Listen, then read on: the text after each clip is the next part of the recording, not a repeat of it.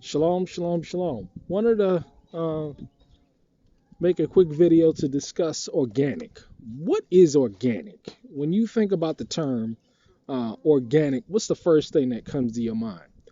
Now, it's interesting when we look at this society and we look at how our food is processed.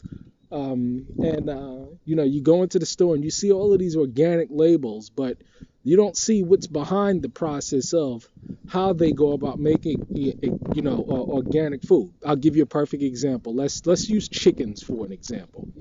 Now, chickens, these chickens here at the Covenant, they are all grass fed.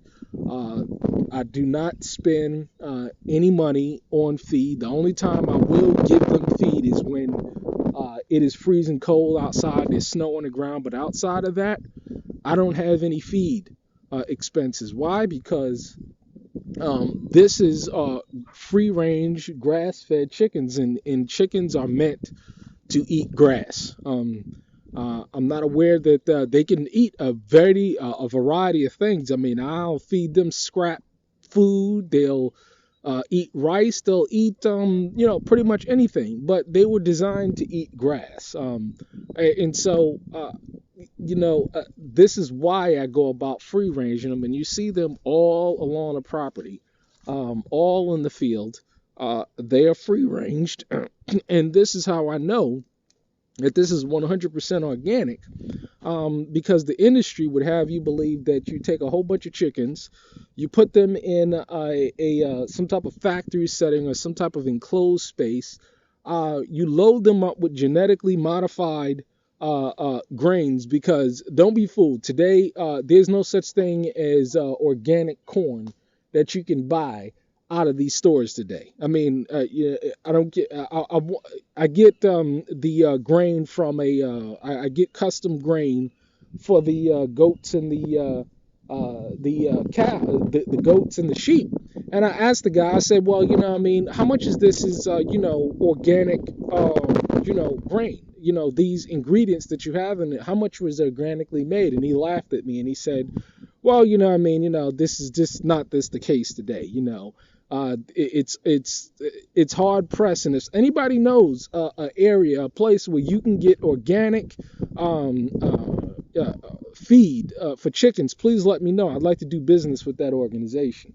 But even the food or the grain that you purchase out of the stores, even if it's custom made, I personally I buy custom made grain for the chickens, as well as the sheep and goats. It's made fresh on site, as opposed to buying it, from a retail store like Tractor Supply.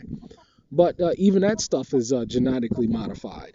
So, but they'd have you believe that this is how, and so they take it and they put it in a closed confined space. They feed it with genetically modified food, and then they shove it out there and they call it organic. And they put this packaging and they put this labeling on these foods, and then they sell it to you at a premium, and they say, yeah, that's organic. No, this ain't organic. If it ain't, if you're taking something out of its original state, if you're taking something out of its original settings, and you're modifying the way in which it's supposed to be raised, it's modified. It's not organic.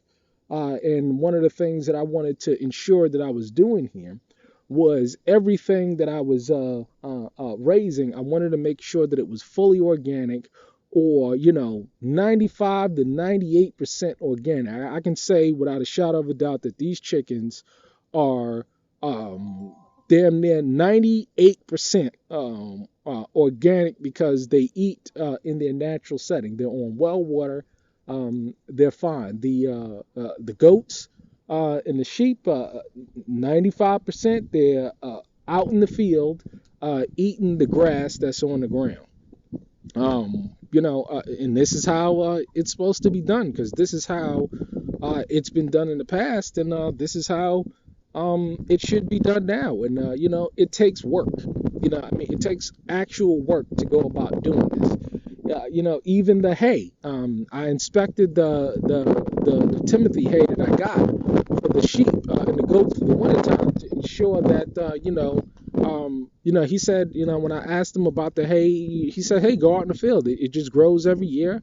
I cut it, bale it up. I don't have to reseed it or replant it. And he takes care of his field. So I'm going to be doing business with that gentleman that's over 45 minutes away to get, hay for my feed, because I want to make sure that I'm feeding them the best possible naturally grown stocks that I possibly can, because that stuff goes into me, and I want to ensure that I'm eating as healthy as possible, and the folks here are eating as healthy as possible, because I clearly see what the ramifications of genetically modified food and what it does to the mind. And it is a sad thing to see. People out here today can't think for themselves, can't process thought for themselves, can't make decisions for themselves. It's a sad thing, and it all has to do with this food. It definitely does all have to do with this food. So, and that's the over there. That's the greenhouse that I'm gonna be working on with the hoop bed. It's a 30 by 4 raised bed. I'm gonna put all of those under plastic, because as you see, they're just after it, with this stuff. It's a shame, but you do as much as you can to reduce the effects of these chemicals and these genetically modified foods in grains that they're put down, and that you're feeding. Sure, I can't do anything about that. I cannot do anything about that, but I can do something about what I put in the chickens right here. I can do something about the feed that I put in them. I can do something about how I go about raising my lettuce and tomatoes and cucumbers and spinach and carrots and all of that other stuff. And I'm going to do as much as I can. And again, it takes work. And a lot of people are just not willing to put in the work. And it's a sad thing. But hey, this is a update. What do you think? Is this organic? Shalom.